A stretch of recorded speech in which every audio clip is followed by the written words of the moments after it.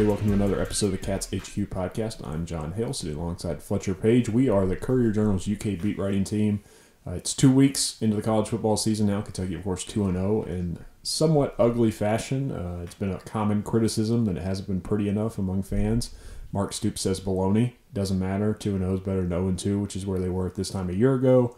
That being said, it gets much more difficult this week with a trip to South Carolina in Southeastern Conference opener. Kentucky's actually won 3 straight against South Carolina, all by 7 or fewer points. So they've got some success there, but South Carolina looked much better than Kentucky the first 2 weeks, I think it's fair to say. Has beaten 2 Power 5 teams already this season, whereas Kentucky has struggled against Southern Miss and Eastern Kentucky.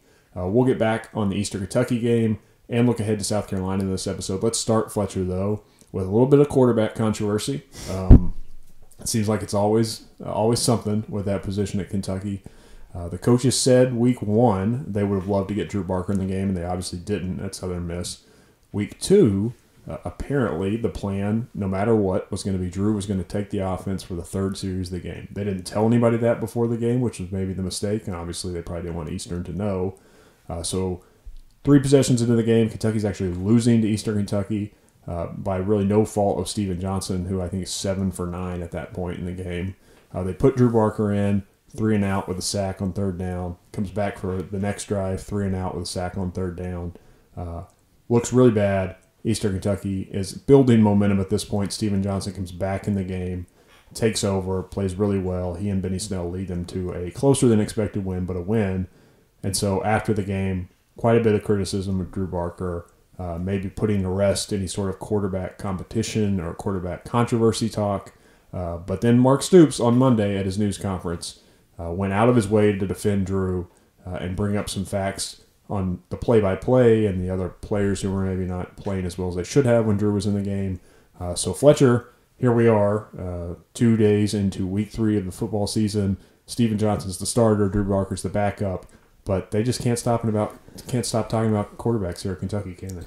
Right. A couple things. I think that Kentucky needed to get Drew in the game because he's been gone for a year or away from actual game reps for a full year. So you want to get him back out there, let him do his thing. And this is where sometimes you get I'm not a football coach, but if I was, I understand telling everybody, Drew, Steven, the offense, hey, we're going to get Drew in here on the 3rd series no matter what. I get that. You want everybody to be prepared.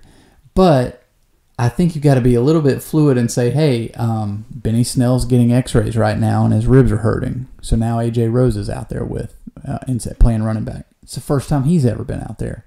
Kyle Meadows is struggled for the 2 series that Drew was out there. So I'm not so critical of Drew Barker. He didn't really have a chance now looking back at it. The play that they had called that was supposed to work so well, A.J. Rose screwed up. He kind of slipped some of that criticism during the game that Drew was getting because we didn't know who had messed up that play.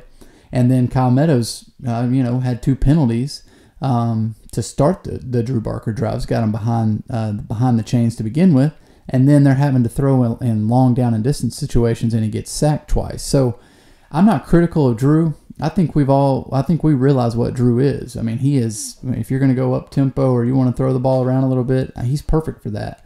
But I do kind of question why coaches, and this happens all over the place at all levels, coaches have these plans, and I'm thinking, hey, you're losing to Eastern Kentucky. You don't have Benny Snell right now. Things are a little sketchy. Why don't you keep Steven out there, get it to where it's supposed to be and where it's going to be? I think there was no question that Kentucky was going to win that game, but get Drew maybe a series in the 3rd quarter. You don't got to force it in the 2nd quarter. Yeah, I completely agree. I think they absolutely had to get Drew Barker in that game on Saturday. For no other reason than he hadn't played in almost a year now. Week 3 last season was his last snaps, the very first series. Obviously, he went down with the back injury that had been bothering him for a couple weeks at that time. Can't play anymore after the first series against New Mexico State. Doesn't play the rest of the season, ends up having back surgery in November, right around Thanksgiving, and has not taken a hit in a live game since then. He played some in the spring, was a full participant in the summer and the fall, but no quarterback gets hit in his own practice. So they needed Drew Barker out there to take some contact and see how he responded, see how his back responded, let him get over that mental hurdle of knowing that he could handle the hit and move on. So absolutely they needed to get Drew Barker in the game some point in those first 2 games before you go into SEC play.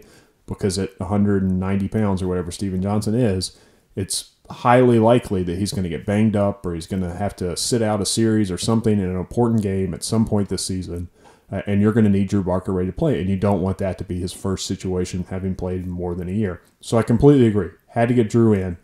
I just don't think you had to do it at that moment. I don't think it helped Drew any because the momentum was all on Eastern's side. Like you mentioned, A.J. Rose was in the game, and he clearly had some issues in pass protection, and his first read on his first carry of his collegiate career, that was a problem. Offensive line is obviously struggling a little bit, which makes you nervous throwing a quarterback with a back injury out there. So it didn't help Drew. It certainly didn't help Steven in terms of adding some more questions to his status as the starter or the team or whatever. It didn't help the momentum on offense. It didn't help. It seemed like it put them back another couple series in terms of finally getting in the groove they wanted to get in the game. It just didn't make sense. I'm like you. Let's do third quarter, fourth quarter.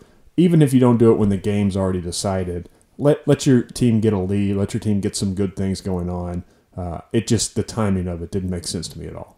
Yeah, and you know, it's funny you see after the first week of the NFL, you had a lot of people saying, well, it's hard to get ready for the first week in the NFL, and you've got 4 preseason games. I understand that, you know, college teams, they don't get any preseason games. They're scrimmaging each other in fall camp. That's all they get. So you've got a coaching staff that's trying to figure out how to get Lynn Bowden involved, try to figure out how to ease Drew Barker in for a series or all the different lineup combinations on the offensive line when Bunchy Stallings gets hurt. So I know that there's a lot going on for this offense, and they're doing it at significantly reduced plays compared to some other teams around the country. You're talking about 55 plays against Southern Miss and 11 series against Eastern Kentucky. So that's not a lot of time to try to work all these things, figure things out. You're wondering if A.J. Rose might be able to do some things. There's just a lot of things going on. So I understand that these certain situations happen in the first couple games, but now moving into week 3, it's South Carolina, and you can't be wondering if, you know, Lynn Bowden's going to be there or if A.J. Rose knows where he's going on this play and on down the list. So they've figured some of these things out. And I think that there's more things still to come that they've got to answer to. Absolutely. And before we move on from the quarterback, one last topic here.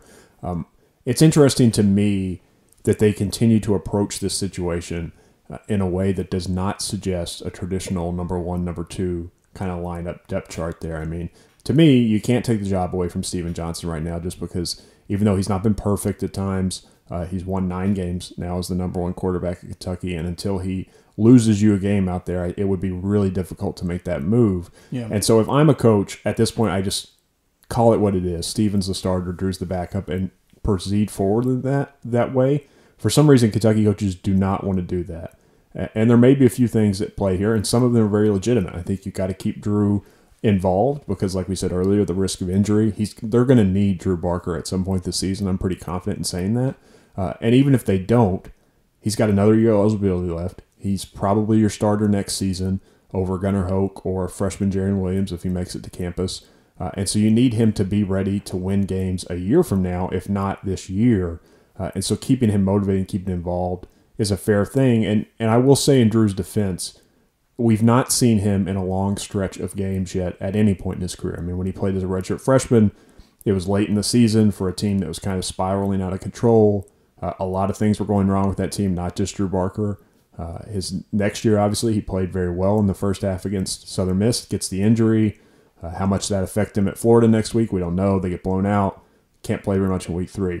It was pointed out to me by somebody recently, and it's a very fair point.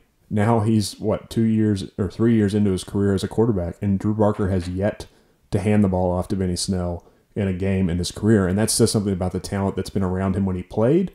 So maybe if he was playing with the players that Steven Johnson is now, he would have performed better than he has on the field. And that gives, I think, if nothing else, that gives you hope for the future and next season, or if Steven gets hurt this year, that Barker can help you.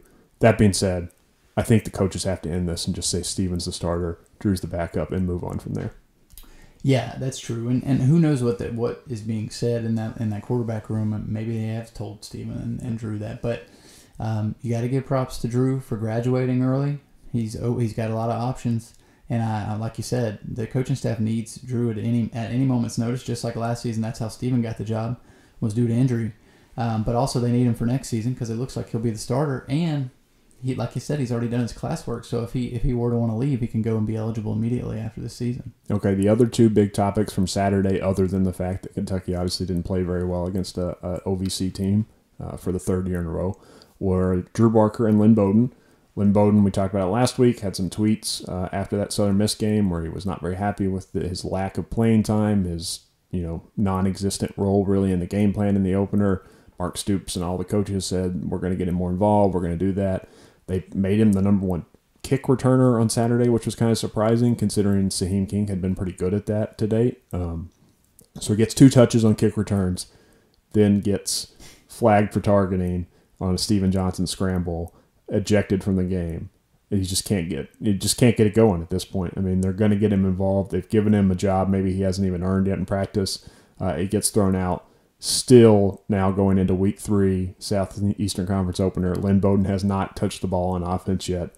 How big a concern for that is them this week? I keep hearing this argument, and I've made it myself. Maybe there are some wrinkles in this offense. Maybe there are some things in the Wildcat. Maybe there's some things that Lynn Bowden can do to add some of this home run threat that we haven't seen through 2 games. But he's going to have to do it now if they do it at South Carolina, having never touched the ball on offense before. Are you willing to put a freshman in that situation if you're the coach, or do you have to ease him in a little bit more over the next couple of weeks? Yeah, I think that Kentucky doesn't know what they've got in Lynn Bowden, but I know that South Carolina certainly doesn't know. So that'd be one silver lining. But I understand football coaches are the most risk-averse people on the planet. It is pretty risky, but this is an offense that I'll give Blake Bone credit. He made a couple, I guess you call it explosive, dynamic, long plays. But this is an offense that I think is kind of searching for that burst. Lynn Bowden seems to be a likely candidate. So whether he's ready or not, I think it's his time these next 2 weeks. Yeah, it's interesting. Not only did Lynn get ejected from that game, obviously, they did not target any of the other freshman receivers against Eastern Kentucky either, which could have given me really long odds on that before the game, and I would have taken that bet that Cleavon Thomas, Lynn Bowden, Isaiah Epps, and Josh Ali would get out of a game against an OVC team without a single target between them. That was shocking to me.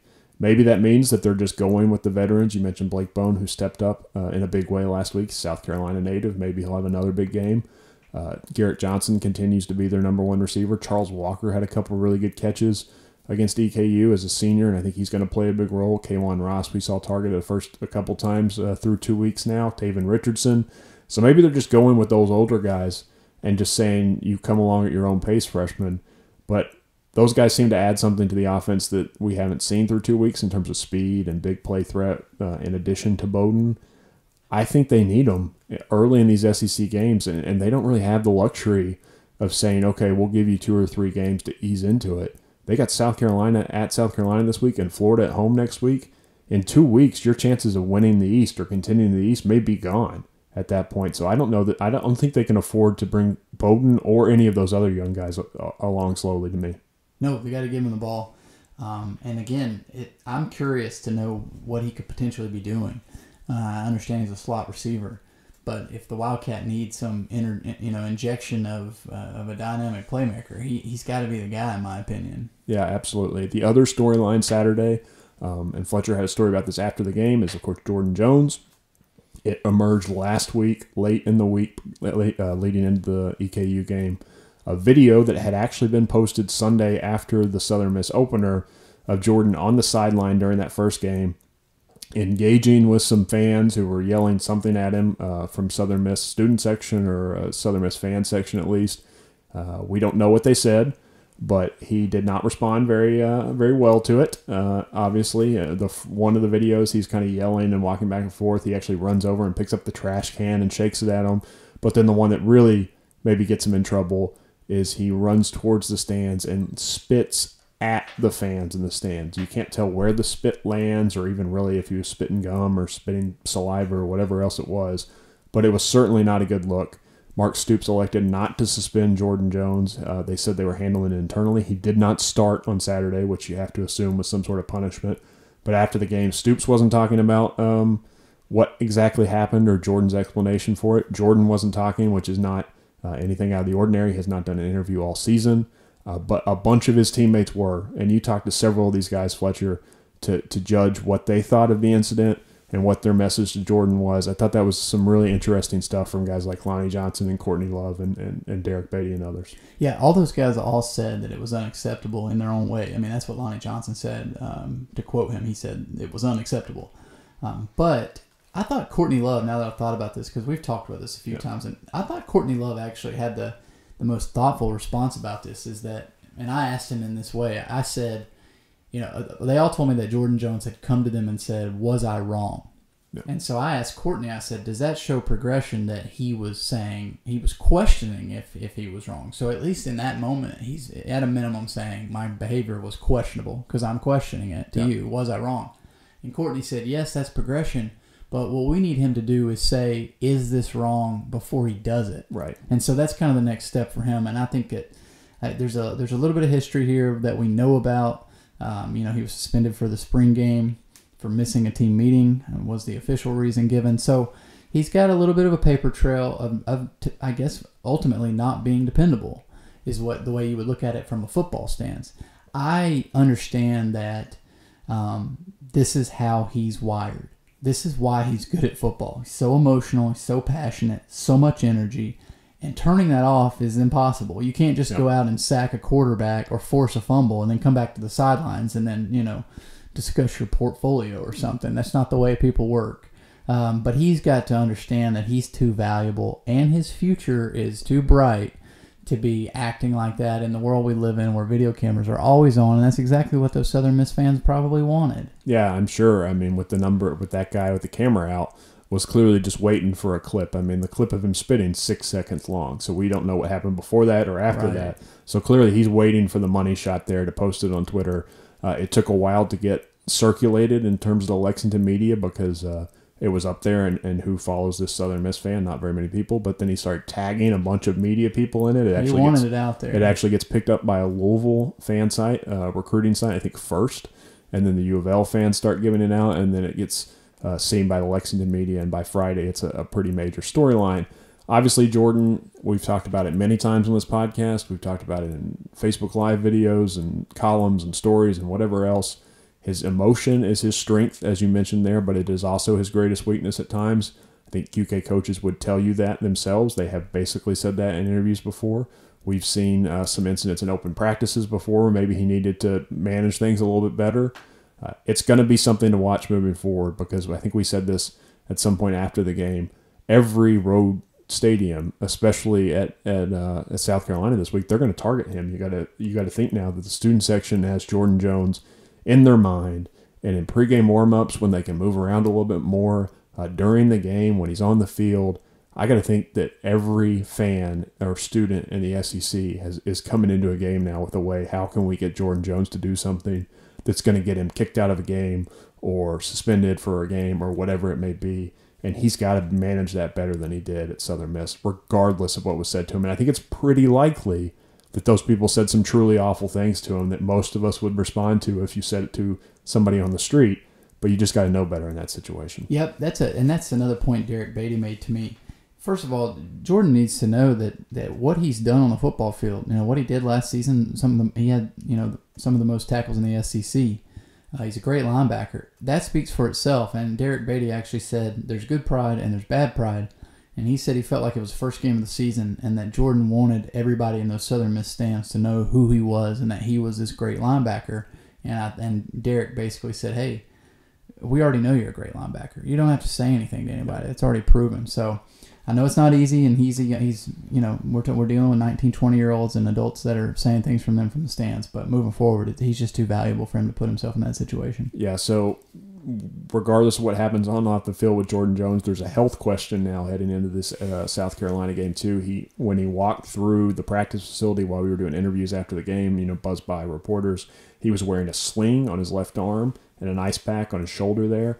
Turns out he's got some sort of shoulder injury, bruise, whatever minor thing it may be, that's going to make him day-to-day this week. He and Benny Snell both are kind of in that same situation where Benny obviously had the ribcage bruise in the game, came back, rushed for 100 yards in the second half.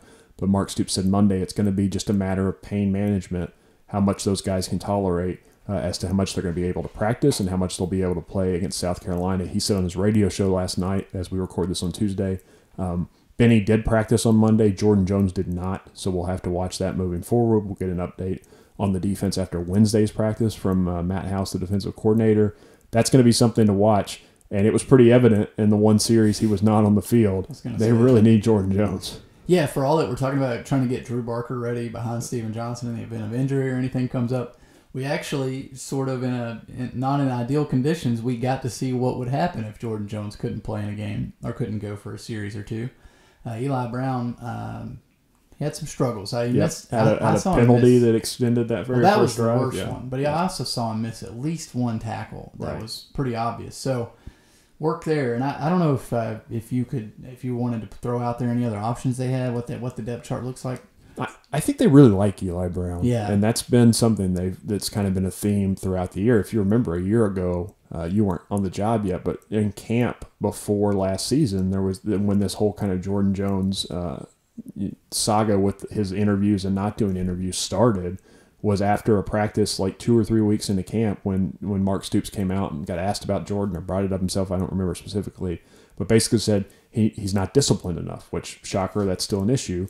But he was talking specifically about on the field and his assignments in terms of freelances a little bit too much, tries to make his own plays, doesn't do his responsibility, which of course makes other things in the defense break down. It's great when you freelance and you make a play, 10 yards away from where you're supposed to. But if you miss that play and there's a giant hole where you're supposed to be at, that hurts your defense. And so for a week or two in camp, they demoted him on the depth chart to number 2 and made Eli Brown the starter as a redshirt freshman who had not even played in a game yet. And they're really high on him. Jordan actually came out after that practice and did an entire interview with me with his helmet on and wouldn't take it off. And then, of course, at Florida last year, he plays really well and everybody else plays really badly and says something about the team quitting, which got blown up, and he's really not done interviews since then. But Eli Brown, since that moment, has been kind of always pointed to as this guy is like, he's really good, and if Jordan Jones weren't here, it'd be Eli Brown maybe that we were all talking about. And now in his limited kind of role or cameo in that role, it did not go very well at first. Right. But I think he's a good player. He's undersized too. He brings some of those same qualities that Jordan Jones does. He'll play a lot, but guys like Boogie Watson and Cash Daniel, I think, could play some inside. They're both at Mike mainly. But if with Courtney Love playing better these first 2 weeks, maybe you can move Boogie Watson over to Will. He's a kind of that same body type too. But I think if Jordan Jones can't go, it's going to be a lot of Eli Brown on Saturday. Well, I'll say this for Eli: that was a first opportunity. He got it under his belt, and maybe he's got the film of that now. He probably understands what he did wrong. So again, coaches are always talking about working in these backups. That was an opportunity, and he'll probably get another one here pretty quickly. Let's focus a little bit more on this game this weekend now. South Carolina, of course, Kentucky, as we mentioned in the Open, has won 3 in a row. Actually, all 4 games in the Stoops era have been played 7 or fewer points. Even that first team he had that was 2-10, that was pretty terrible overall, went to Columbia and almost won that game. Jalen Whitlow had maybe his best game as a Wildcat in that contest. So Mark Stoops has South Carolina's number for whatever reason it may be. South Carolina is the only Power 5 program that has a losing record against Kentucky in the Stoops era. And Kentucky's 3-1 in that series, obviously, with Mark Stoops there. You did some work early in the week, Fletcher. You can find it online about your kind of weekly role in 5 things to know about the opponent. South Carolina has changed a lot since Kentucky played them last year in week 3. Jake Bentley has taken over the offense. He obviously didn't play in that game. They looked pretty good at times against NC State and Missouri in the first 2 weeks, maybe struggled at some other times in those games, but won them both. Maybe what's the scouting report that Kentucky fans should watch for this weekend, and is Jake Bentley the real deal in terms of guys that Kentucky has not seen play yet? Well, I want to give you some credit here because all preseason, it was real easy for me to jump on this idea that if Kentucky could beat either Florida or Tennessee or both, that was their chance to kind of show that they belong. But you said all along that the most important game was probably at South Carolina early because these two teams are very similar in that they're both trying to take the next step and on and on and on. So props to you for nailing that because I feel like that's how everybody feels now after the fact. A couple things that I went over in that story. My good buddy Josh Kendall of The State, the newspaper in Columbia, had written a story basically saying that this year went from being such an unknown, and in 2 games, South Carolina feels a lot more optimistic about the year because they've won. They beat NC State and then they beat Missouri, and they still haven't played a home game yet. Right. So it's a team that struggled on the road in the past. And a lot of that has to do with Deebo Samuel. I think he's probably one of the best playmakers in the SEC. He's already returned 2 kicks for touchdowns. He's got 2 touchdowns receiving. He's also got a rushing touchdown. So that's somebody that Kentucky's going to have to work against in every single aspect of the game. And Coach Stoops actually talked about how they took a step back in kickoff coverage last week. Deebo Samuel is what Kentucky fans want Lynn Bowden to be. Starting Exactly. this week. So we'll see if maybe Lynn can do his Deebo impersonation. But you mentioned the kick coverage there. That's a concern. It was pretty good in week 1, and Mark Stoops has said pretty much throughout his tenure that their coverage is generally good when they get good kicks. On Saturday against Eastern Kentucky, that was not the case, and Austin McGinnis had a couple low-line drives that don't give the coverage enough time to set up and get their blockers. One guy misses, and then there's a big return. McGinnis actually saved 2 of those returns from going for touchdowns by making the tackle himself, but that's not what you want to see. You don't want to see your kicker getting multiple tackles in a game, and if they do that Saturday, I don't like the chances of Austin McGinnis taking down Deebo Samuel in the open field one-on-one, so that's a big concern, I think, going into this week. Right, and that place is going to be going crazy. They're going to be playing a sandstorm and all that stuff. As for Jake Bentley, he's an interesting cat. He got some experience last year as a true freshman. Now, as a sophomore, he's not – I don't want to say that he's a manager, that he's not losing games. He had 215 yards against NC State, and he had 187 yards against Missouri. But – he's a guy that, he's completing 61% of his passes. Last year was 66, so it's down there. So it's, I think he looks good. He's been playing fine. He's protecting the football. They're not turning it over, but he's not necessarily been out here, beating teams with his arm. So that's an area where, Kentucky had some issues against the pass against Southern Miss. And Eastern Kentucky throws the ball a lot, so it's kind of hard to judge how they did against the pass last week. Yeah, and it's an interesting comparison because they're not very similar quarterbacks in terms of the type of style they play, but there are some similarities overall between Bentley and Steven Johnson in terms of guys who win a bunch of games. I mean, South Carolina with Bentley at the helm won, looking at now, 4 of their last 7 games last season, got to a bowl game. And then this year he's obviously started off 2-0. So even if he hasn't been perfect, like Steven Johnson, he's winning games for them. And that'll be a different kind of look for Kentucky because the quarterback at South Carolina was a big question mark heading into this game last year. It was ugly all the way around. That was Steven Johnson's first start. It was 17-10. Nobody came away looking very good in that game except Benny Snell. Maybe had his coming out party in the fourth quarter where I think they ran it.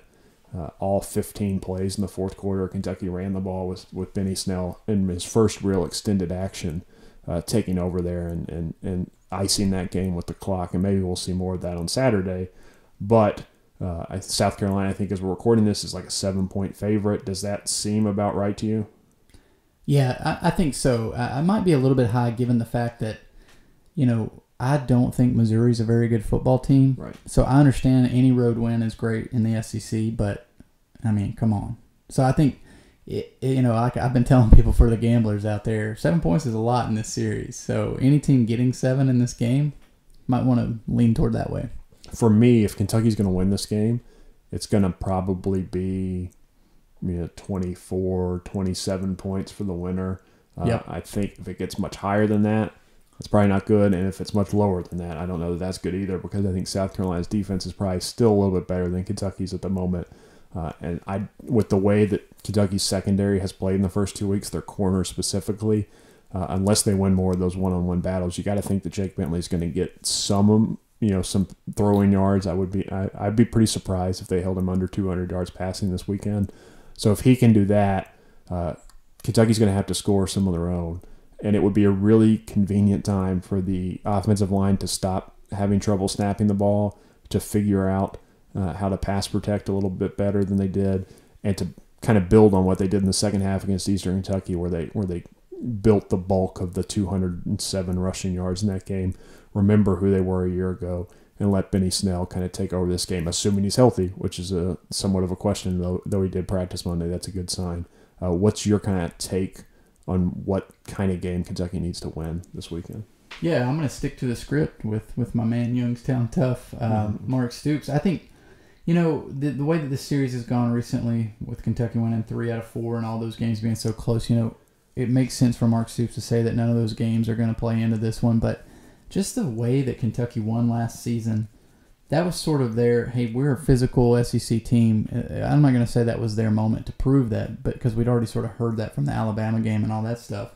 But if you look at the way that game went, with Boone Williams running for 123 yards, Benny Snell ran it 9 straight times on the drive that Kentucky actually ultimately decided the game, and all of their yards on that last drive were on the ground. I mean, that's just the physicality that Kentucky showed over South Carolina. That's something that I think, even though it's been a year and there's been many games played since, I think South Carolina would like to prove that that's not who they are anymore, and they're trying to take the next step too. So I think this will be a very similar game. I'm going to give it like a 20-17 or 20-14 type feel. As we close out here, let's get official predictions both on the score of the game and player to watch for Kentucky this weekend. You go first. Okay. That means I can take player to watch? Yeah, you can pick whoever you want. I'm gonna go with Benny Snell, just because I guess you could call him inconsistent. He's got bruised ribs, a little bit of questions there.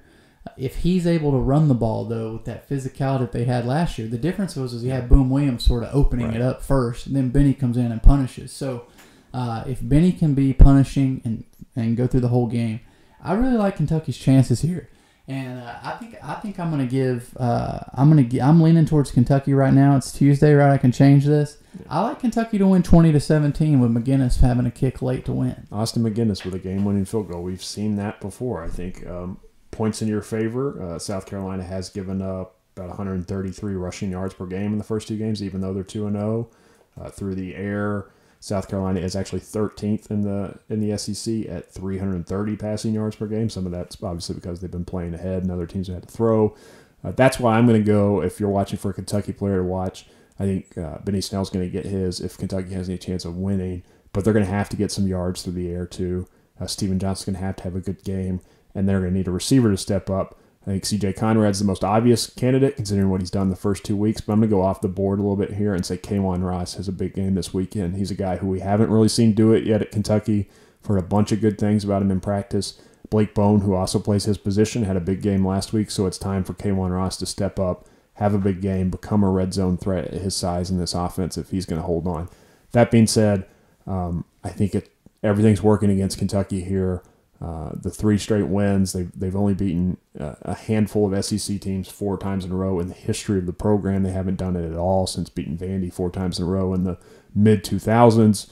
I just think at home, the home opener, the blackout, all those things work against Kentucky. I just think it's going to be really hard to overcome. I'm going to pick South Carolina 24, Kentucky 17 this week. Another close game. But this one, Kentucky comes up a little bit short and then has to regroup in time for Florida to come back the next week at Kroger Field, of course, the 30-year losing streak and all those storylines in the game. We're going to have it blown out at courier-journal.com, and in the print edition of the CJ this week, I'm going to be in Columbia. Fletcher will be holding down the fort from home, but we've got a bunch more stuff coming in terms of coverage this weekend. Before we go, though, your latest update on the Lexington Sports Writers Premier Fantasy League, Soccer Fantasy League.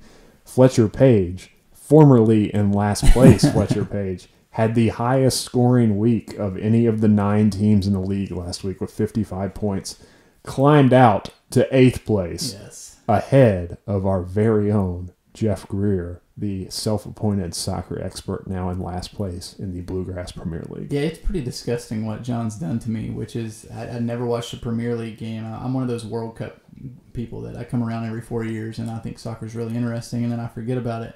So now I'm checking these matchups and doing all these things and trying to pass Kyle Tucker and all these guys and catch up with Ben Roberts and John here. So it feels really good to have Jeff in last place. It feels good to not be in last place, but if anybody could be in last, I really like that it's Jeff. Yeah, so make sure you tweet at @JeffGreer_CJ some trash talk. Ask him why the soccer expert is in last place in our league behind guys like Fletcher and Kyle and Derek Terry and Joe Masato, who don't know really anything about soccer, or at least didn't a couple weeks ago.